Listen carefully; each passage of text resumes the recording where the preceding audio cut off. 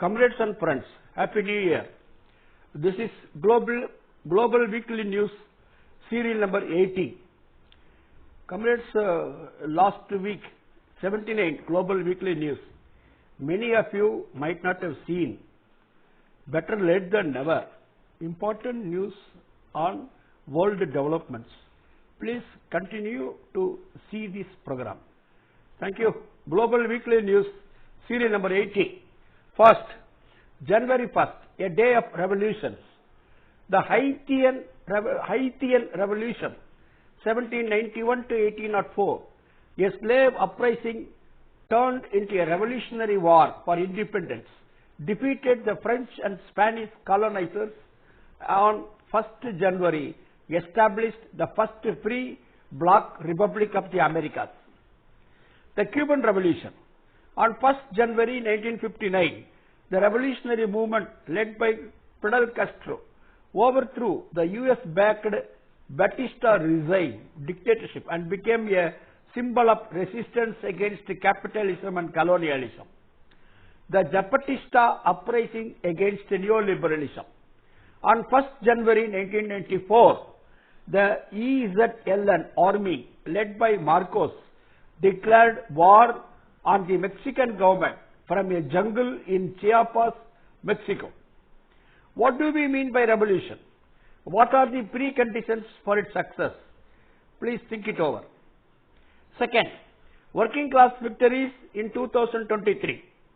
On 1st January 2023, progressive Lula da Silva from the Workers' Party was sworn in as President of Brazil, having defeated the far-right Jair Bolsonaro in the elections. On 12th March 2023, 10,000 farmers of Maharashtra of India began a 200-kilometer long march to Mumbai to demand government action on their demands. In 6 days, they forced the government to agree to most of their demands. In June 2023, the National Union of Metal Workers of South Africa, NUMSA, struck a deal with the Eskom, the public electric company, securing better wages, housing allowance, and a lump sum payment to the workers. In the United States, over 5 lakh American workers went on strikes during the year 2023. Nearly 10 lakh Americans got double-digit wage rise. Among those who went on strike were workers from the big three automakers, General Motors, Ford, and Stellantis, Hollywood writers and actors, hotel workers in Las Vegas and Los Angeles, and healthcare employees at Kaiser Permanente. In October 2023, the third International Conference of Dilemmas of Humanity took place in Johannesburg of South Africa to discuss building socialist alternatives to the capitalist crisis. Israel's genocidal war on Palestinians in Gaza has exposed the misconduct and brutality of imperialism and colonialism, but has also ignited a new wave of hope and resistance all over the world. Since Israel began its attacks, millions of people across the world have been organizing massive mobilizations in solidarity with the Palestinian people and calling for an immediate ceasefire in Gaza. On 4th November 2023, over 100 massive marches, walkouts and strikes were organized in cities across the world in support of Palestine. In Washington, D.C., over 5 lakh people took to the streets in the largest pro-Palestine protest in United States history, marking a turning point on the Israeli control of the happenings in Gaza. In Argentina, although the working class suffered a significant setback with the victory of far-right Javier Milei, the resistance to his austerity policies is already growing strong. The Argentina people have vowed to resist every cut and every attack on their rights. Comrades, now we are going to look at the Ukraine war, what Putin has stated. Putin's message on Ukraine war.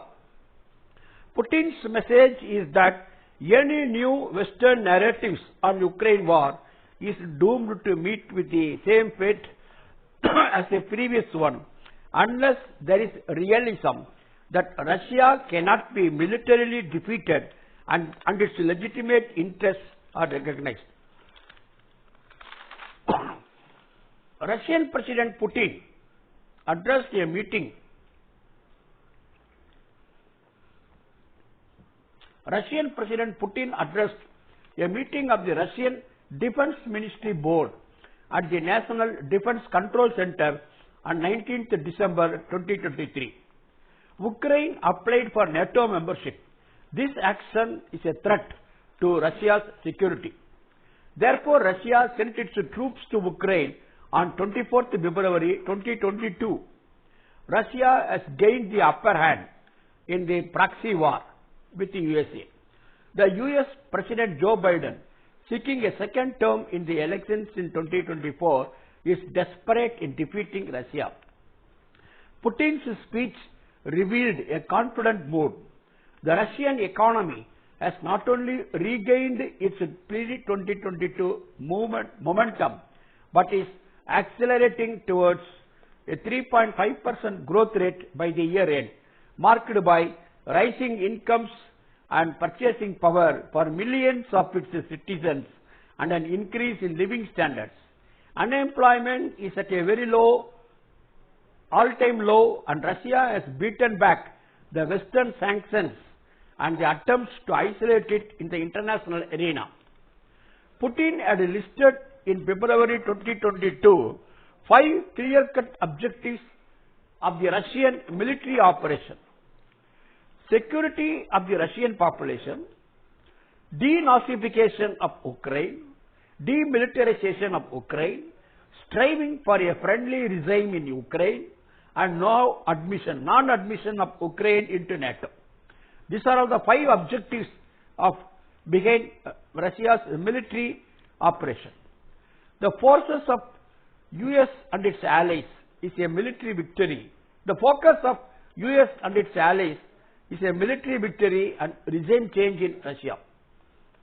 Today, even with the defeat staring at its face, the West's priority lies in forcing Russia to agree to a ceasefire. This would mean leaving the door for the rearmament of the damaged Ukrainian military and for Ukraine's accession to NATO through the back door. Russia will not fall for the US trap. Russia is paying great attention in reviving up Russian Defense Ministry to meet any military exigencies that might arise. A decisive shift in the balance of forces against Ukraine is entirely conceivable by the end of 2024, leading to an end of the conflict on Russia's terms. Fourth, we are going to see the escalation of the Israel-Hamas war. Iran deploys warship in Red Sea. The US attacked 3 Yemeni boats on 31st December 2023, killing 10 Houthis fighters due to claims that they were attacking a ship heading to Israel. Iranian Navy's destroyer entered the Red Sea on 1st January 2024. Yemen army spokesperson claimed that the Yemeni soldiers were killed while performing their official routine duty of securing stability, fulfilling Yemen's declaration to prevent Israeli ships or those headed to the occupied Palestinian ports from passing through the Red Sea. The US recently launched an international maritime alliance of 20 countries. US helicopters were responding to a distress call by a commercial ship when it was attacked by Houthis vessels. So far, only the United Kingdom has agreed to send its warships in the region to participate in the activities of the Maritime Alliance. Israel has been waging a war in Gaza since 7th October. As a result, at least 22,000 Palestinians, including 9,000 children, have been killed, and nearly 58,000 others have been injured. In an expression of solidarity, the Houthis announced that they will target any ship heading to Israeli ports until Israel stops its genocide of Palestinians. Houthis captured Israeli-owned ship Galaxy Leader and targeted several others passing through the Red Sea. This has led to a significant decline in shipping trade to Israel and also has led to several of the world's leading shipping companies suspending operations through the Red Sea. On 25th December 2023, Israel killed Syed Razi Mausali, a military officer of Iran, helping Syria to suppress its rebels. And this killing has enraged Iran. Next, we are going to see, comrades, in the heart of America, in New York City, we are going to see the biggest march, massive march for Palestine in New York. Thousands of people marched in New York City main center on 31st December 2023 in solidarity with Palestine. The march was organized by the Palestinian Youth Movement, the People's Forum, the Answer Coalition, the Party for Socialism and Liberation, and many others. The battle for freedom for Palestine is a battle for humanity as a whole. Natalia, a reporter of People's Dispatch, international left media, while marching along with others in the rally, interviewed some important leaders. US has sent many weapons to Israel, even bypassing congressional approval. Joe Biden is facing increasing pressure in his own country to eliminate all foreign aid to Israel, with 55% of registered voters against sending additional military aid to Israel. The marchers demanded a permanent ceasefire, an end to Israel's occupation, an end to siege of Gaza, release of all political prisoners, and of course the full freedom of Palestine from Israel. They raised slogans: 1, 2, 3, 4, occupation no more. 1, 2, 3, 4, occupation no more. 5, 6, 7, 8, Gaza we will liberate. 5, 6, 7, 8, Gaza we will liberate.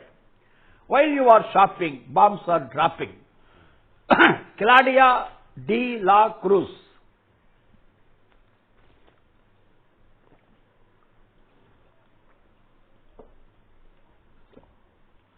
Claudia de la Cruz. Well, she is the presidential candidate for the Party for Socialism and Liberation. She took part in the march. She told Natalia, our People's Dispatch reporter, in the interview, I think everybody should be out here. While people are shopping and business continue as usual for capitalism, our siblings, our brothers and sisters in Palestine continue to be killed. We can't sit by and allow that to happen, especially as people living in United States. We have a responsibility to be able to contribute to liberation of Palestine, liberation of all other countries that are oppressed and are being killed by US empire and by colonialism. Israel is a terrorist state. We should have no mercy for genocide. We have a historical responsibility as people who are living in the belly of the beast. Whether we want it or not, our US tax dollars are contributing to murder of people across the seas.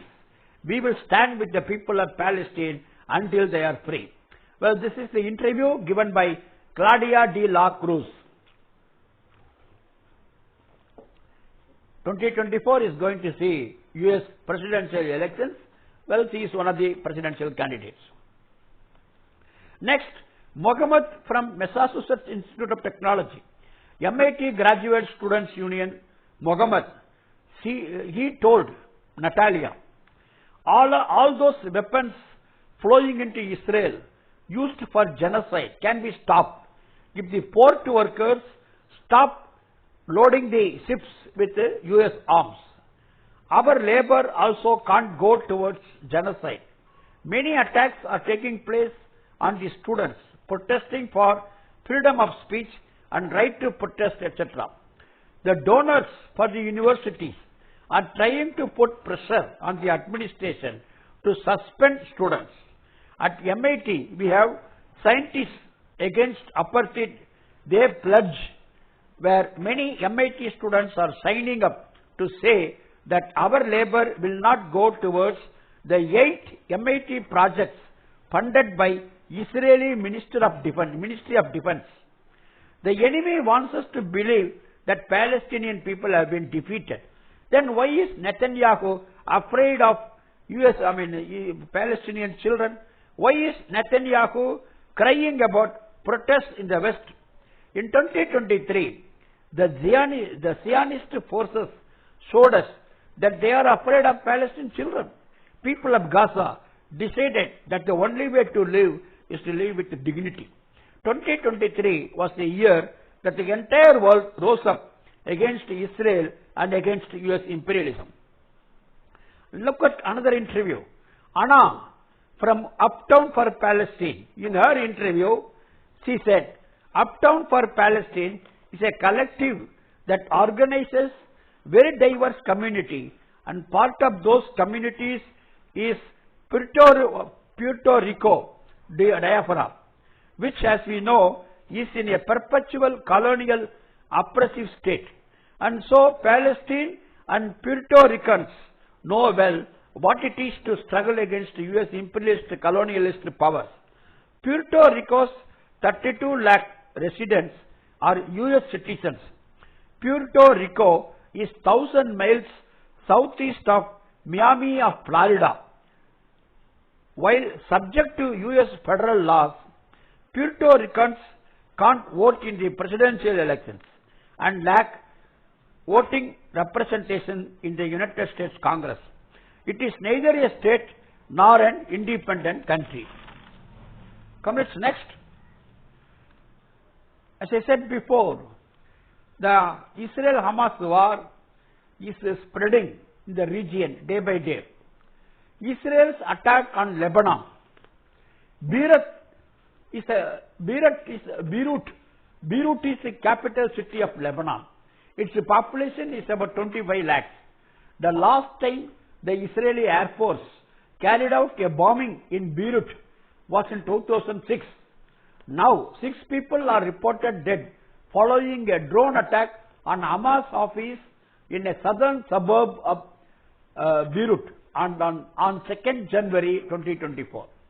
One of the confirmed deaths was the deputy chief of the movement's political bureau, Salah al-Arouri, prompting many to term the attack a targeted assassination. Al-Arouri was a founder of Hamas armed wing. Al-Arouri was a prominent figure of the Hamas due to his role in coordinating between the political and military wings as well as with other factions of the Palestinian resistance and regional groups. Analysts warn that such an Israeli attack on Hamas is likely to provoke a response from regional resistance groups, which have thus far been holding back from large-scale attacks against Israel. A journalist of Breakthrough News commented that Israel was playing with fire by assassinating Hamas officials in Beirut. Hezbollah of Lebanon is a powerful adversary capable of doing great damage to Israel. Back in August 2023, following threatening comments from Israeli PM Benjamin Netanyahu about al-Arouri, the Secretary General of Hezbollah stated that any assassination on Lebanese soil against a Lebanese, Palestinian, Iranian or Syrian person will be met with a strong response. We cannot remain silent. Hezbollah is a movement based in Lebanon. Hezbollah in Arab language means God's party. Hezbollah is one of the political parties of Lebanon as well as an armed movement. Next, let us see what is happening in our neighboring country, Pakistan. The Counter-Terrorism Department of Pakistan killed 4 persons, including the 24-year-old youth in Baluchistan's southern province on November 23, 2023. Against this, mass protests were organized by Baluch Coordination Committee, 6th December 2023. Hundreds of Baluch women marched 1,600 kilometers against extrajudicial killings to capital Islamabad. On 28th December, the Islamabad police cracked down on a protest outside the National Press Club, attacking protesters with water cannons and batons and detaining hundreds. The Human Rights Commission of Pakistan stressed that the extrajudicial executions are not justified in any circumstances, given that the state has a legal obligation to protect the right to life. The Commission of Inquiry on Enforced Disappearances suggests that there are about 9,000 cases between 2011 to January 2023 across Pakistan. On the eve of the International Human Rights Day, December 10, 2023, thousands of protesters, along with dozens of families of persons of enforced disappearances in Balochistan, marched towards Quetta, another town. Their demands are a detailed investigation on rights violations in Balochistan, repealing all the fake cases against the protesters, and dissolving the Counter-Terrorism Department. The left-wing Awami Workers' Party and Left Democratic Front have extended their solidarity with the protesters. Lastly, we are going to see how in South Korea workers have fought and won. 28 members of Korean Health and Medical Workers Union went on a 18-day hunger strike, demanding more fund allocation to government public hospitals, and succeeded in forcing the South Korean government to allot more funds to the public hospitals, which were COVID-19 centers during the COVID-19 period. Thank you, comrades. Wassalam. See you next week.